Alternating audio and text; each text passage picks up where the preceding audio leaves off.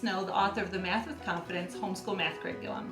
And today I'm here to do a flip through for you of second grade Math with Confidence. All right, let's take a look at these books. So second grade Math with Confidence has two volumes, the Instructor Guide and the Student Workbook. We'll take a look at the Instructor Guide first, and then I'll give you a peek into the workbook. So here's the table of contents for second grade Math with Confidence. And you can see it is divided into units. There's a total of 14 units. And each unit is divided into usually 2 to 3 weeks. You don't have to do each week in 1 week. You can adjust it however best fits your schedule, but it's just a helpful way to think about it for breaking it down and making your progress through the year.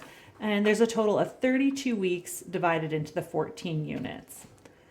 The main focus for second grade is addition and subtraction. In first grade, your child learned the addition facts and subtraction facts, so you'll review those at the beginning of the year.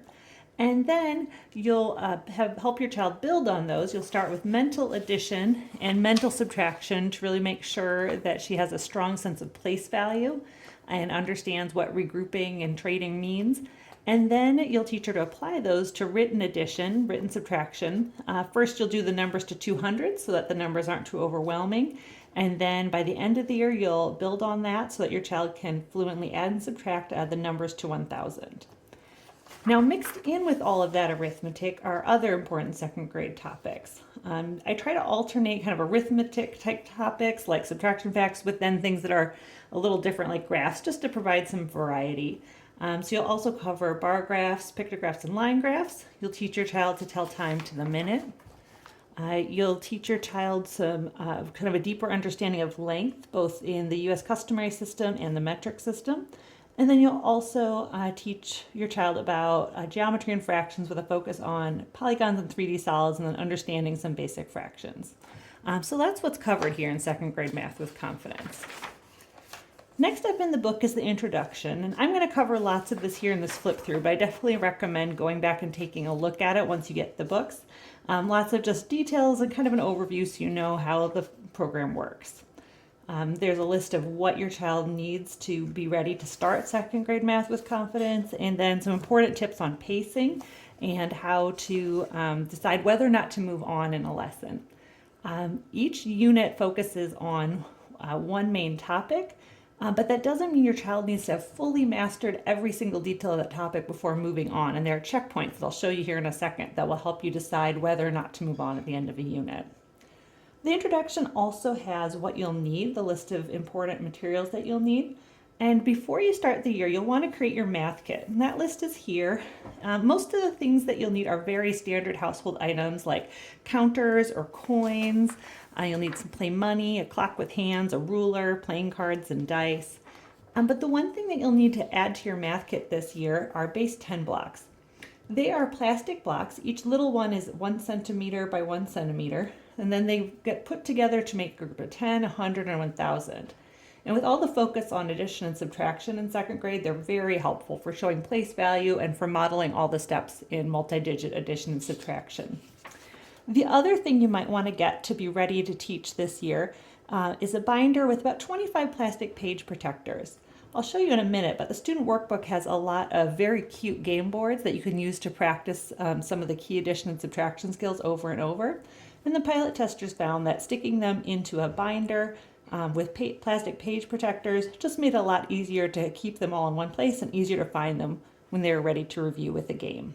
So this is the important information in the introduction. I definitely recommend that you take a look at that when you have a chance, but now let's keep going and get into how the lessons are organized.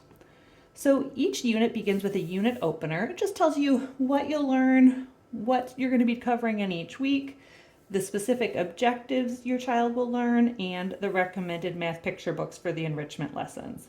These are totally optional, and if you can't find them at your library, get a hold of them.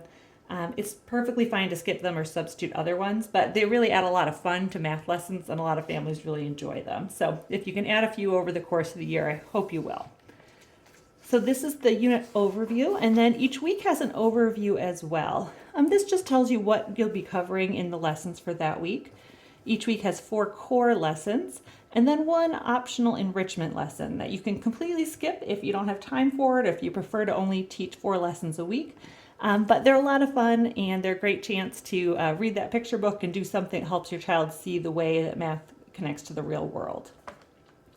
In the week overviews, you'll also find Teaching Math with Confidence. This is for you, the teacher, just to help you understand more deeply what you're teaching. It often helps you understand sort of the mathematical principles behind the activities, or just gives some tips on teaching a particular topic. So look for that each week. They're short, bite-sized, just great ways to growing your confidence as a teacher. And then the week overviews also include any extra materials you'll need for the week. Mostly you'll just need things from your math kit, but occasionally you'll need a few household items, or for the enrichment lessons, you'll need the picture book that's recommended for the week, and then sometimes some other little household item. So this week involves doing addition subtraction with items from your child's favorite collection. So if your child has rocks or plastic ponies or action figures, they'll need about 20 of those for the enrichment activity for this week 1. So after the week overview, then you get into the lessons. And the lessons all have a fairly consistent format. At the top, there's the 3 parts, the warm-up, the activities, and the workbook. And you can see the purpose and the materials you'll need for each of those parts of the lesson. This first part, the warm-up, is very short. It's just counting, memory work, and review. And so you will ask your child a couple memory work questions, do a little review, and do some counting. Then you'll get into the activities for the main teaching. And then at the end of each lesson, your student will do 2 pages in the workbook. And I'll show you those in just a minute. You also see that throughout the book, there are the directions for games are in these boxes. And there's also these gray boxes throughout that are notes to you as the teacher. They're things you can skip while you're teaching, but they often answer common questions, tell you what to do if something doesn't work or doesn't go as scripted, and just provide some extra help. So if you're ever not quite sure what to do, or if you're wondering if there's an alternate activity, look for these gray boxes and they'll guide you. So this is just lesson 1.1. You can see that the book begins with quite a bit of review. It's very normal for children to have forgotten a lot over the summer, and so a big part of for kids to learn math with confidence is they need to feel confident in the skills that they learned the previous year. But even though this is review, there are some new things. You'll see that we've introduced the number line here. Here in week 3, we take place value in a new direction with base 10 blocks. So even though it's familiar content, your child's representing it in new ways and learning to think about those first grade concepts a little more abstractly to be ready for the second grade work. Then here, moving forward, I'll just kind of keep flipping through, but you can see we have lots of visuals with lots of base 10 blocks here in these review lessons, and then start to get more into addition facts and word problems. There are lots of word problems in second grade. Since children are now more proficient readers, they're on the workbook pages more, but it's always fine for you to read the word problems to your child if your child isn't quite a proficient reader. This is a time for math, not for reading, and so don't let the reading get in the way of your child learning the math. So then you'll do some work with equal groups to set a good foundation for third grade when you'll study multiplication, and work a lot more with the numbers to 200, so your child's very comfortable with the place value there. Again, you'll see lots of base 10 blocks throughout here.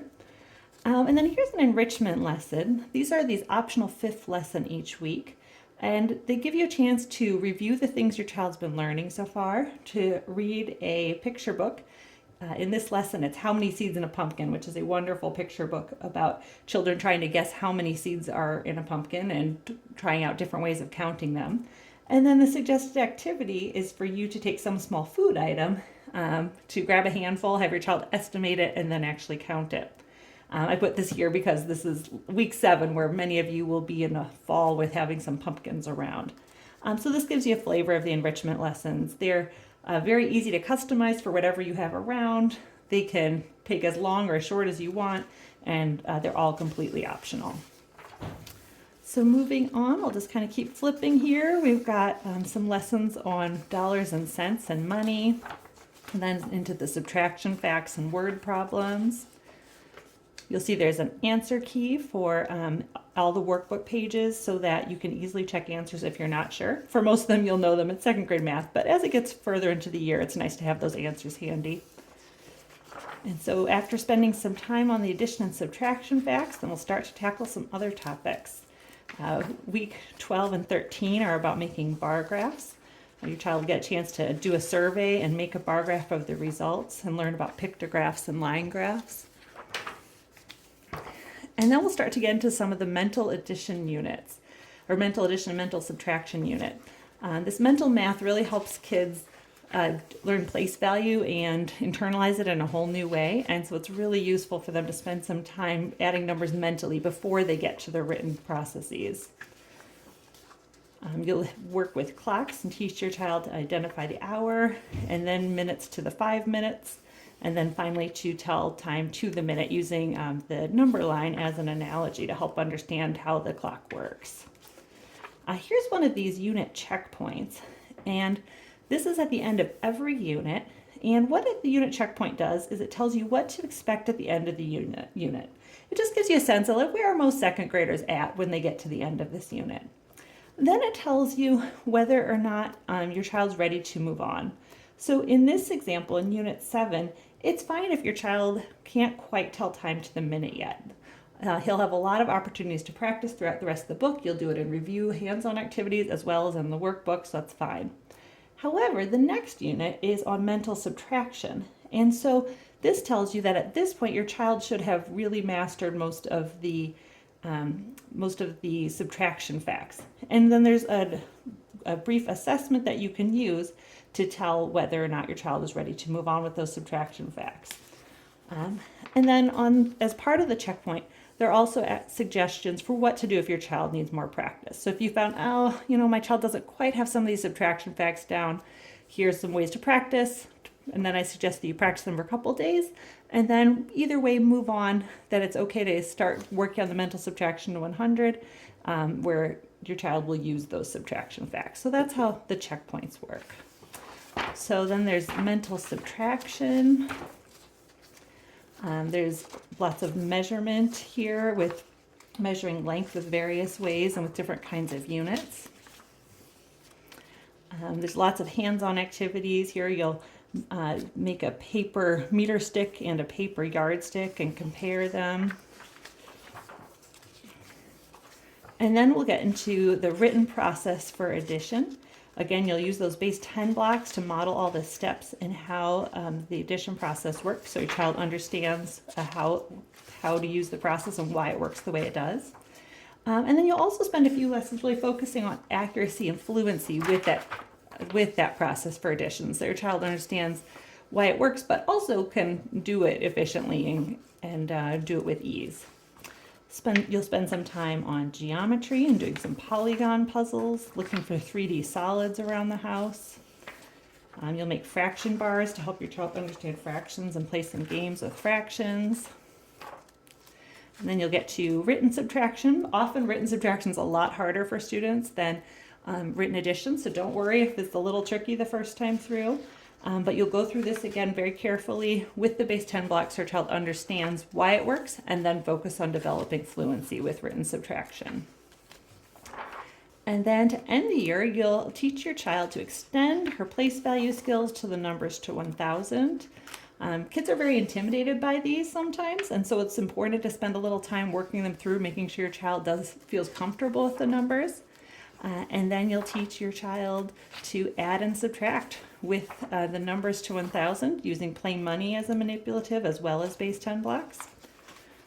And then by the end of the year, your child will have worked through addition and subtraction all the way up to the numbers to 1,000. It's a wonderful milestone and a great way to end the second grade year. So at the end of the book, you'll see you have a week of review and celebration. And then you get to the helpful resources section at the back of the book. And these are just a lot of reference pages as well as Blackline Masters to make your job easier of teaching. Here is the complete memory work list of everything your child will memorize over the course of the year. This is the scope and sequence. So if you're wondering whether a topic is going to be covered or when it will be covered, you can look here. This is also really helpful if you need to submit a portfolio to your state or local government, or if you just need to provide a list of what your child's learning. It's all right here. Here's the full picture book list, so you can request books from the library ahead of time or order them. And then here's the materials list. This is that list you saw in the introduction of the basic materials that you'll use regularly. And then these are things that just get used once or twice. The things with stars are the things that are used in those optional enrichment lessons, so you don't even have to use them if you don't want to. And then the other things tend to be very, very simple, like 2 toothpicks, scissors, tape, a napkin. So just things you can grab right before a lesson when you need them. There's also a game list here if you're ever looking for a particular skill that you want to practice some more. That way you can look for the skill here, find the game, and find where the directions are. All of the game boards needed are in the workbook, but if you lose them, they're all available at welltrainedmind.com/MWC. So you can always look there for an extra one. And then all these blackline masters at the back, those are also available at that website. So if you want to print them out rather than copying them out of the back or tearing them out, that's a nice place where you can just print them out. And so these are the blackline masters that you'll use throughout the year to represent numbers and help your child understand at a really conceptual level what she's doing as she learns math. There's also a couple of things here where there's a couple of things that are just in case you need them. Like if you don't have plain money, you can copy this in the back of the book and use that instead. Or if you don't have base 10 blocks, you can copy these and cut them out and use those instead. It's better to be able to use real ones. They're a lot more pleasant to work with, but it's good to have the option, so I included those here.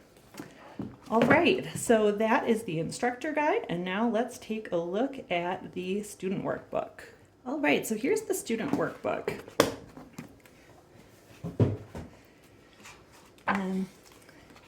So for each lesson, there are 2 pages. The front is typically something you'll use in the lesson or written practice about that lesson, and then the back is review. I'll skip forward a little more. The first lesson has a game board here. This is addition, climb, and slide that you use in the first lesson.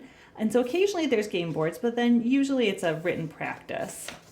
And so as I page through here, you'll see that these are a lot of the skills that we were just talking about, working with base 10 blocks, place value, addition and subtraction, word problems. So here's an example of a lesson where you focus on word problems in the lesson of translating addition and subtraction equations, or addition and subtraction word problems into equations. So after you work on that with your child with hands-on materials, then your child comes here, does this page on her own. You can always read those word problems aloud if that helps. And then on the back, there's review. So for this lesson, after your child does those word problems, he practices the +9 addition facts. He starts previewing polygons and looks for shapes that doesn't belong. And then he does some place value work here of 30 and 1. What does that make? That makes 31. So it involves usually a little variety of things on the back to provide some variety for your lessons. And also just to keep all of these skills going. You know, kids need a lot of practice. It can be so frustrating when we teach them something and then they don't remember it. But you know, as adults, we hardly ever just hear something once and then remember it perfectly. We need a lot of opportunities to practice and recall it, and the same is true for our kids. And so that's why the front always has written practice for what you covered in the lesson, or a game board or something used in the lesson, and then the back has review. So I'll keep flipping through here. It's a lot of the things you saw in the instructor guide. You can see here's a game, a really fun game. The kids love this game about money. We have the subtraction facts here with using 10 frames and relating addition and subtraction. Our treasure hunt game and 4 in a row. We have some pattern practice here of subtracting the same number from 11 or 12 or 13 or 14 to help see those patterns. And here in the graphing section, you'll sometimes use the front page of the workbook page to record something and make a graph, or to read a graph and answer questions about it. Then as you get into the mental math, there will be lots of practice with these 2-digit plus 1-digit or 2-digit plus 2-digit numbers, solving them mentally to really reinforce place value and addition and subtraction. A whole section on time here, telling time to the minute. And we've got the mental subtraction. You can see, so this is a unit on mental subtraction, but the review here is completing time sequences and making a bar graph. And so it's working on some other things on the back to keep those skills alive and make sure to reinforce them and make sure your child really masters them over the course of the year. We'll do a lot with understanding units this year, so understanding the difference between inches and feet or yards and miles, or with the metric measurements as well. And the review often includes some number fact work or working on those key skills that kids really need to master by the end of the year. Here we get into learning their written addition algorithm, polygons and fractions. And then as we get to the end of the year and work on the subtraction algorithm, and finally to understanding those bigger numbers up to 1,000, doing a little mental math with them, and then adding and subtracting them to round out the year. And then the very last week is a week of review. Each day you'll review a different part of what your child learned this year. And then at the last day, you'll reflect on the year and have a certificate here to present to your child for successfully completing second grade math with confidence. I hope you have a great year teaching your second grader math. Wish you all the best in it. Happy math.